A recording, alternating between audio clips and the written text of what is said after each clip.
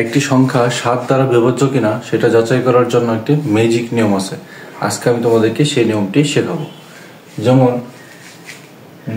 91 সংখ্যা, এই সংখ্যাটি 7 দ্বারা বিভাজ্য কিনা সেটা আমাদের যাচাই করার জন্য প্রথমে আমরা একক শ্রেণী অঙ্ককে এই সংখ্যা থেকে আলাদা করে দেব। তারপর এই একক শ্রেণী অঙ্ককে 2 দ্বারা গুণ করে যা হবে সেটা আমরা বাকি সংখ্যা থেকে বিয়োগ করব। তাহলে 2 একে 2, তাহলে ভাগশেষ হলো 7। তাহলে এই ভাগশেষ যদি 7 দ্বারা বিভাজ্য হয় তাহলে সংখ্যাটি 7 দ্বারা বিভাজ্য। আচ্ছা, তারপর আমরা একটা বড় সংখ্যা নিই, যেমন 34, 23। আমরা একক শ্রেণী অঙ্ককে আলাদা করলাম, তারপর এটাকে 2 দ্বারা গুণ করে বাকি সংখ্যা থেকে বিয়োগ করলাম 6।